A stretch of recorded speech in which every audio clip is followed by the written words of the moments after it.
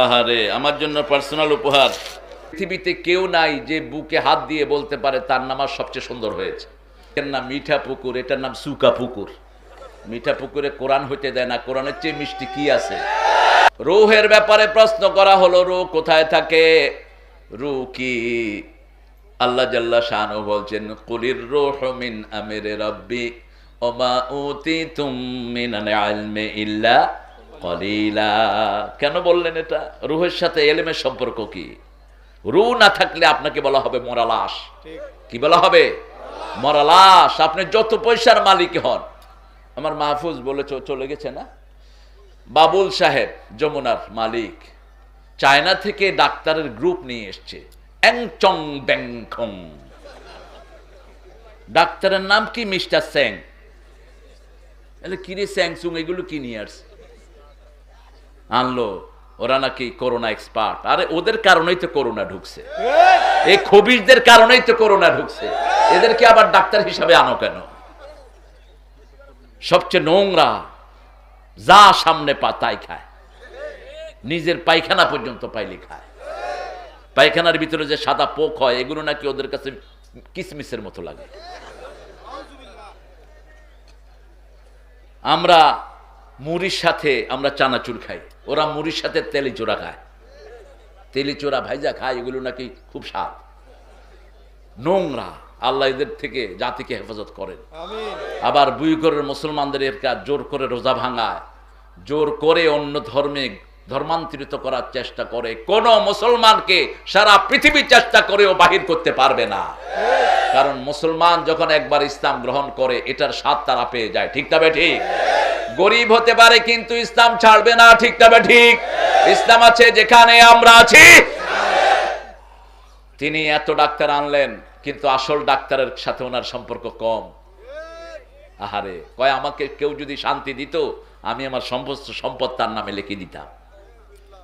আমরা এই শান্তি আলাকে ডাকি, আল্লাহর নাম শান্তি। কি নাম? আল্লাহুম্মা আনতাস সালাম ওয়া মিনকাস সালাম তাবারাকতা ওয়া তাআলাইকা ইয়া জাল জালালি ওয়াল ইকরাম। শান্তি আল্লাহর কাছেই শান্তি চাইতে হবে, বাহিরে শান্তি চাওয়ার মধ্যে কোনো কল্যাণ। আমার অন্য ভাইয়ারা বলে ওম শান্তি, ওম। আরে কি এর ওম শান্তি? তোমার নিজের মধ্যে তো শান্তি নাই। তুমি মাছ খাও না, গোস্ত খাও না, যত আল্লাহর প্রিয় জিনিস আছে কিছুই খাও না। রাসূল সাল্লাল্লাহু আলাইহি ওয়াসাল্লামের সবচেয়ে প্রিয় খাবার ছিল গোস্ত, ওরা গোস্তই খায় না।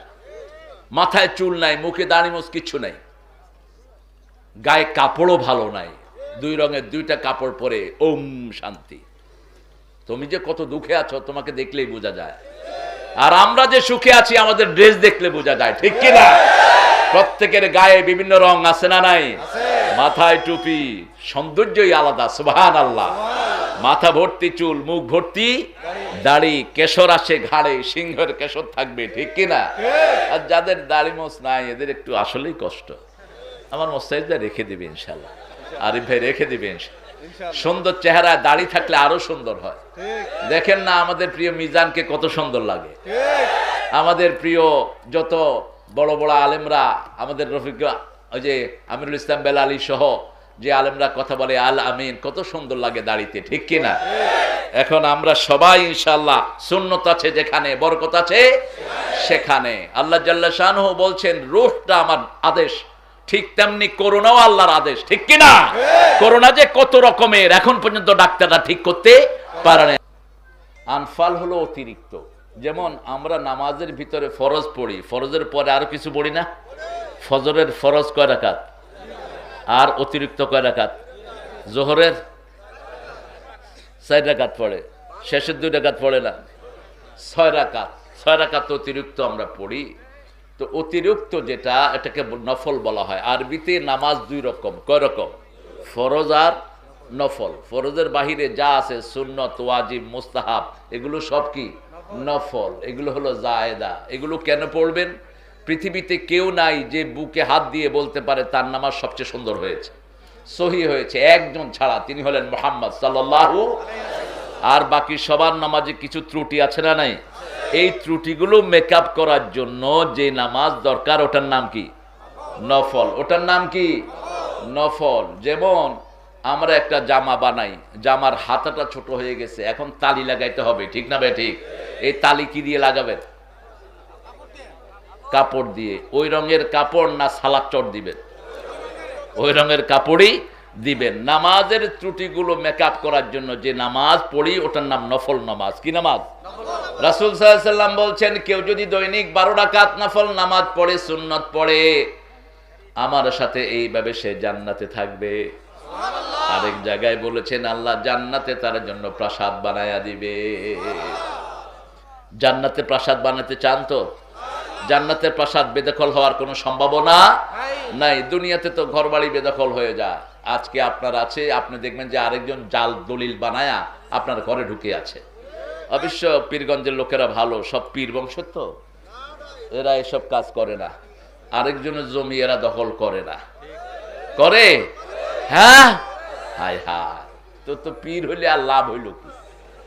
ভালো, পীরগঞ্জের লোকেরা আসলেই ভালো। আল্লাহ সবাইকে কবুল করুক। দেখেন না, মিঠা পুকুর, এটার নাম সুকা পুকুর। মিঠা পুকুরে কোরআন হইতে দেয় না, কোরআনের চেয়ে মিষ্টি কি আছে? ওটা হলো সুকা পুকুর। যেই নেতারা করতে দেয় না, হলো চুকা নেতা।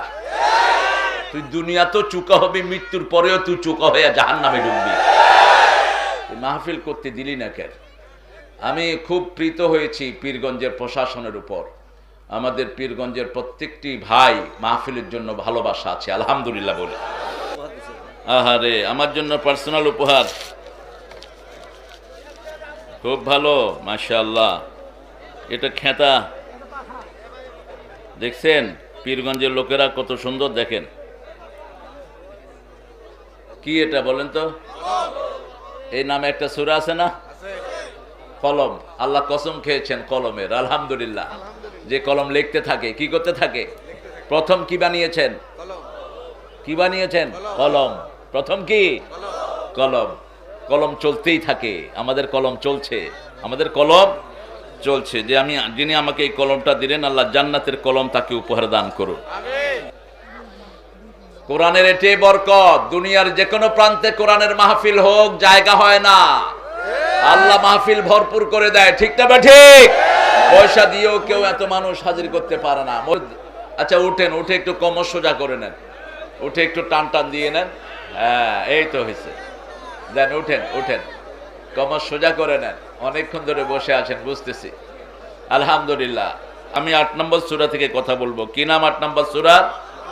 আনফাল। নফল পড়বেন। নফল পড়লে আপনাদের হাত আল্লাহর হাত হয়ে যাবে। নফল পড়তে পড়তে একজনের এত মর্যাদা বেড়ে যায়, তার পা আল্লাহর পা হয়ে যায়। আল্লাহু আকবার। সে যখনই মুখ দিয়ে কিছু বলে, সাথে সাথে কবুল করে নেন কে? আল্লাহ কবুল করে নেন।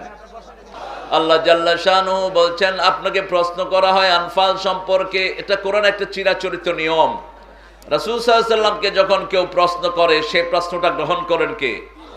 আল্লাহ। সেটা আল্লাহ রিপিট করেন, ইয়াসআলুনাকা আনিল মাহিজ, ইয়াসআলুনাকা আনিল আহিল্লা, ইয়াসআলুনাকা আনির রূহ, ইয়াসআলুনাকা আনিল আনফাল। আপনাকে জিজ্ঞেস করা হলো what is the Anfal. Anfal শব্দটি আরবি। উত্তর দিবেন কে? কে দিবেন উত্তর? কোন শত্রুর সাথে যুদ্ধে গেলেন, যুদ্ধ হওয়া ছাড়াই শত্রু ভেগে গেল, এরকম যুদ্ধ আছে না নাই? যেমন এক যুদ্ধে খালিদ বিন ওয়ালিদ সেনাপতি। কোন সাহাবী? খালিদ বিন ওয়ালিদ রাদিয়াল্লাহু আনহু। জীবনে হারেন নাই, 100 যুদ্ধ করেছেন, একটা তো হারেন নাই। ইসলামের আগেও হারেন নাই, পরেও হারেন নাই। থাক, এই থাক, বসতে পারবে না, ছেড়ে দাও, বসতে পারবে না। এত কিছু, এই তো যেভাবে দাঁড়িয়ে আছে দাঁড়িয়ে থাকুক, তুমি কথা বলো না। যেগুলো বিনা যুদ্ধে লব্ধ হয় এগুলো হলো আনফাল। যেমন খালিদ বিন ওয়ালিদকে সেনাপতি ডাক দিয়েছে, 3 লক্ষ সৈন্যের সেনাপতি। তার রুম ছিল ছোট, মাথা নোয়া ঢুকতে হয়। খালিদ বিন ওয়ালিদ আগে বাম পা ঢুকায় দিলেন। বাম পা আমরা কোথায় ঢুকাই? বাথরুমে ঢুকাই। আর দুনিয়াতে বেরোইতে কোন পা দেই? বাম পা। ঘরে ঢুকতে ডান পা, ঘরের থেকে বেরোইতে বাম পা। তার মানে দুনিয়াটা হলো পায়খানা। দুনিয়াটা কি? পায়খানা। পায়খানার যে হুকুম, এটারও সেই হুকুম। তিনি বাম পা ঢুকিয়ে দিলেন। ঢুকিয়ে দিয়ে বলছে, তুমি নাকি আমাকে দেখতে চেয়েছো, বলছে, হ্যাঁ খালেদ, তোমাকে দেখতে চেয়েছি। তুমি যে আমার 3 লক্ষ সৈন্যের ভিতর দিয়ে আসলা, তোমার শরীর কাঁপলো না? খালেদ তলোয়ার বের করে মাটিতে কূপ মেরে বলছে, খালেদ, মুসলমানরা আল্লাহ ছাড়া কোনো তেলিচোরাকে ভয় পায় না। তুই তো নচ্ছি আমার কাছে। খালিদ বলছে, কেন ডেকেছো? কয়, তোমাকে দেখার জন্য। তুমি নাকি জীবনে কোনো যুদ্ধে হারো না, এক গ্লাস পানি দাও। বিষ এনে দিছে 1 গ্লাস। খালিদ বিন ওয়ালিদ পড়লেন, বিসমিল্লাহিল্লাযী লা ইয়াদুররু মা ইসমিহি শাইউন ফিল আরদ ওয়ালা ফিস সামা ওয়া হুয়াস সামিউল। এটা রাসূল প্রতিদিন সকালে কয়বার পড়তেন? 3 বার। মুখস্থ আছে তো দেখি, মাশাআল্লাহ। জোহরে কয়বার? হায় হায়, জোহরে নাই। জোহরে 1 বার, আসরে 1 বার, এশাতে 1 বার, মাগরিবে 3 বার, ফজরে 3 বার। পড়ে খেয়ে ফেললেন বিষ। এখন ওই সেনাপতি তাকিয়ে আছে, কয়, এই খালেদকে পরাজিত করা সম্ভব না, বিষ খেয়ে ফেলেছে, যে কোনো সময় আমারে খায়া ফেলবে। যুদ্ধ লাগবে না, এমনি ভাগো। বিনা যুদ্ধে চলে আসবে সব। আগামীর পৃথিবী এইভাবে মুসলমানদের হাতে চলে আসবে। কোন দুশমন মুসলমানদের সাথে মোকাবেলা করতে আসবে? মোকাবেলা যারাই মারতেছে মুসলমান, তারাই মরতেছে, ঠিক কিনা? ইসরায়েলের বান্দররা আমার 7 জন ফিলিস্তিনিকে মেরেছে। গত 1-1.5 মাস আগে আল্লাহ তাদের 142 জন সহ একটা ফ্লাইটকে নিখোঁজ করে দিয়েছে। কোথায় গিয়েছে তার কোনো হদিস নাই। কারণ আল্লাহ বলছেন, আজিজুন যুনতিকাম, আমার চেয়ে পরাক্রমশালী, প্রতিশোধ প্রবণ আর কেউ হতে পারে?